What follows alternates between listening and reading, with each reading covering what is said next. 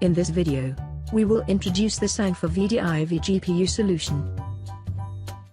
In Sangfor VDI solution, using traditional 2D virtual machine have no graphics card support. For those 3D applications which require to run DX and OpenGL can only be simulated by the CPU. This might cause problems such as low performance, poor compatibility, color distortion, and high CPU load. In traditional graphics design scenarios always using physical machines, the user may purchase low-performance PCs and high-performance graphics workstations at the same time. This will cause the resources cannot be reused and may be unsatisfactory. They can only be repurchased. However, if users initially purchase all the high-performance graphics workstations, they will also face the problem of resource wasting. So the hardware scalability is very poor. By using a 3D virtual machine with vGPU, users can run Adobe Photoshop, Adobe Illustrator, and other 3D applications. There are two types of VM graphic modes supported at and after VDI version 5.3.3. First, vGPU mode. The vGPU implementation method divides a single core into multiple vGPUs for use by different virtual machines. It actually split the video memory of the graphics core and the computing power of the graphics core is shared. When the VM is power off, the vGPU will be released and can be reused by other VM. Second, pass-through mode. Pass-through refers to assign a single GPU core of the physical graphics card to a virtual machine. The GPU is exclusive use by this virtual machine. The GPU will not be released even the VM is power off. Therefore, other virtual machines cannot use this GPU core. In VDI, the virtual machine supports 2D and 3D conversion. You may disable or enable the graphic card depends on the need. It also supports changing the graphic card model and mode. For the powered-on VM, it only takes effect after reboot.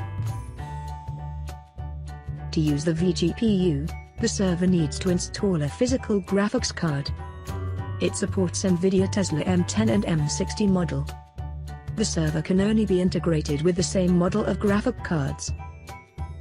The vGPU management component is provided by NVIDIA and built in the virtualization layer, also called hyperconverged architecture. It is responsible for dividing the physical GPU core into multiple virtual GPU. The virtual machines requires to install corresponding graphics card driver to ensure the virtual graphics card works properly. Please be reminded, in order to use vGPU, the users is required to purchase an NVIDIA license. There are several advantages by using vGPU. First, high software compatibility. The virtual machine be like a physical machine, run any 2D and 3D application. Second, CPU load is greatly reduced as the VM will use vGPU to run 3D application. Third, improved picture quality and video smoothness. Fourth, resources occupancy is visible, the user can rationalize the distribution of GPU resources. Lastly, allow for GPU resource pooling. Reuse of hardware resources is more flexible, such as running Office during the day and running graphics workstation at night. There are several graphic card model is supported, like K1, K2, M4000, M10, and M60. The first three graphic card models only support pass-through mode. But, Tesla M10 and M60 both support pass-through and vGPU mode, which means the VM can do conversion between the graphic mode or model as per showing on the previous scene. Currently, K1 and K2 models have been discontinued. The above graphic cards are based on Kepler, Maxwell, and Pascal architecture. Under the same architecture, the higher the cube number means the stronger the graphic card performance is. There is a precaution. Currently, only VDI version 5.4.0 R2 supports NVIDIA T4 graphic card. meaning that users with T4 are unable to upgrade from 5.4.0 R2 to version 5.4.2. T4 will be supported in version release after version 5.4.2. There are several types of vGPU models within the graphic card. How do we can differentiate it? For vGPU models, the first to third place represents the graphics card model. For example, M60 graphics card. The fourth place represents the memory size.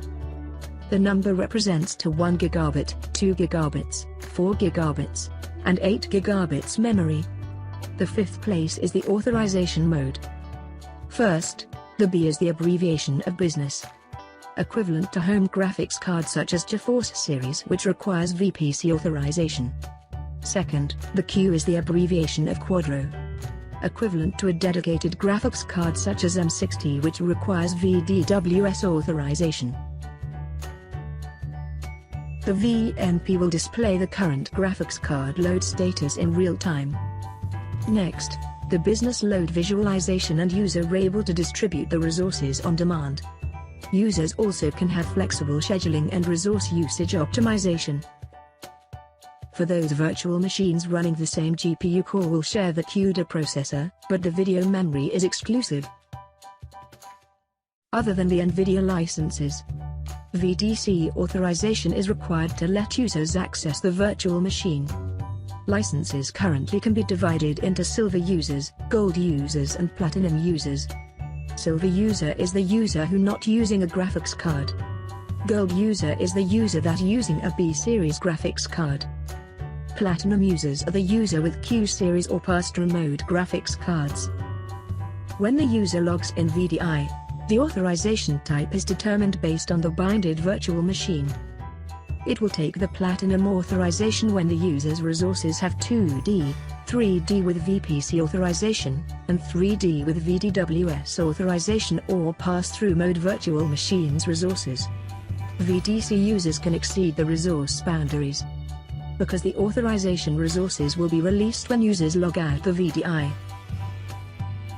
In the end of this tutorial, we have learned on the principle of vGPU, the advantages of vGPU, GPU models and specification supported, VDC User Authorization.